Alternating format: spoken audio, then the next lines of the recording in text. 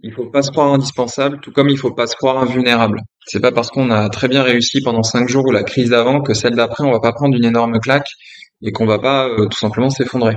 Voilà, c'est des choses qui arrivent, mais il faut juste avoir cette humilité-là de, de prendre un peu le recul et savoir se dire, bon bah là, j'arrive plus, je fais une pause.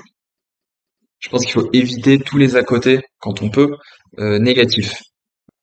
Vous êtes mauvais perdant, vous êtes en pleine crise aiguë et vous décidez de lancer une partie de je ne sais quoi sur Internet et vous perdez, vous perdez, vous perdez et là vous vous mettez dans une spirale infernale négative.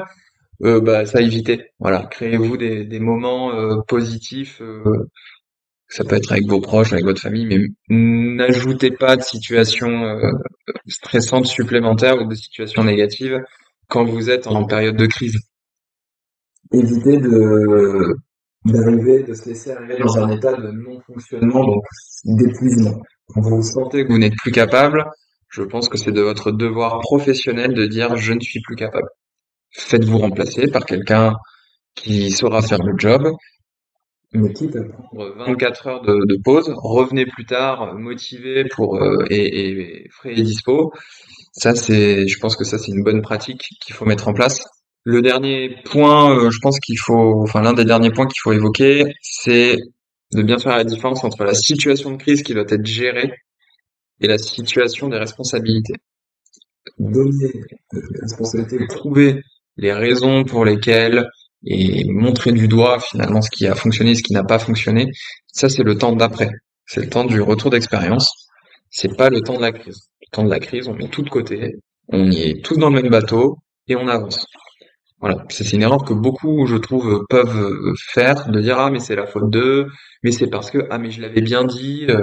Bon bah ça typiquement, ça n'aide pas à la résolution de la crise. Peut-être que vous l'avez bien dit et peut-être que vous aviez raison, mais finalement tout de suite maintenant on s'en fiche. Ça, ce sera intéressant pour après, essayer de comprendre comment on est arrivé dans cette situation, pourquoi. Mais le temps de la crise, c'est le temps de la résolution de la crise. Il faut éviter en effet de être contributeur, de créer de la pression supplémentaire. Ne demandez pas à vos équipes de faire un travail supérieur à la somme du travail qu'ils ont l'habitude de faire. Enfin, si un peu, parce qu'on est en situation de crise, mais si vous leur demandez tout d'un coup de devenir, ce sont, je sais pas, des rédacteurs, ces gens qui écrivent, qui font des dossiers, si vous leur demandez de sortir un visuel, par exemple, ou vous leur demandez de faire un communiqué de presse, c'est en dehors de leur champ de compétences. Donc évitez de rajouter des tâches impossibles. Vous n'allez pas leur demander de faire des choses qu'ils savent pas faire. Or, c'est parfois ce qu'on peut voir en crise, en pensant que on est indispensable, que son équipe est la meilleure, et on essaie de surjouer, surfaire. Ça part toujours d'une bonne intention, mais on contribue à la situation de stress, au nombre de tâches qu'on donne aux autres, on force ses collaborateurs et ses équipes à s'interroger sur leur capacité à réaliser ce qui leur est demandé. Tout ça, c'est extrêmement négatif. En situation de crise, il faut au maximum mettre les gens dans leur zone de confort, de compétence. Voilà, il y a des gens vous avez un problème sur un logiciel, vous savez pas ce que c'est. Peut-être que vous avez un collègue qui est un peu technicien, qui touche, qui s'y connaît. Non, vous allez appeler tout de suite l'IT. Et l'IT a prévu d'avoir quelqu'un présent pour répondre. C'est la même logique. Voilà, en crise, il faut pas bidouiller. Il y a des gens qui sont là pour des trucs en particulier, pour des fonctions en particulier, et il faut les mettre dans leur champ de compétences. Vos process, ils sont là pour vous assurer que ce que vous faites rentre dans le carcan et dans les bornes qui vous sont délimitées, dans le temps qui vous est délimité. Et si vous ne savez pas faire, le process de gestion de crise va vous dire qui appeler. Voilà. Et ce qui appeler va déclencher un process de crise dans l'autre structure et c'est d'une logique assez implacable. Mais au moins, vous avez le bon interlocuteur qui saura donner suite à la situation pour vous mettre quelqu'un en capacité de résoudre votre problème. D'après mon expérience, c'est comme ça qu'on s'en sort le mieux et qu'on évite la spirale un peu infernale du stress incontrôlable. Et c'est là où on arrive à mobiliser ses collaborateurs. Il faut s'entraîner, même si les crises ne se ressemblent pas, les process sont les mêmes.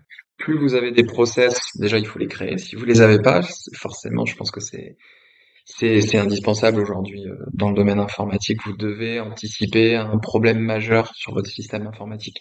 Voilà. et vous devez tester vos process. Parce que parfois, peut-être qu'ils sont pas bons, ils sont pas adaptés, ou ils ne sont plus adaptés, la situation évolue, et vous avez créé une structure supplémentaire, il faut qu'elle s'implique.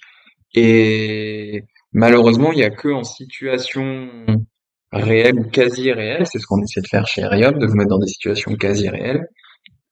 Il y a que là où vous pouvez vous rendre compte à la fois de vos process, de la pertinence de vos process, mais aussi des compétences de vos collaborateurs. Voilà, c'était vraiment les deux conseils. Objectivez la situation, mettez-les orientés sur les tâches et ayez des process crise et testez-les. C'est vraiment pour moi la recette. Le reste viendra après et le reste viendra avec l'expérience. J'espère que personne n'aura l'expérience d'une crise. Malheureusement, c'est toujours le cas et ça tombe pas que sur les autres, en fait. Voilà ce que je pouvais dire sur la gestion du stress en crise, qui est un vaste sujet.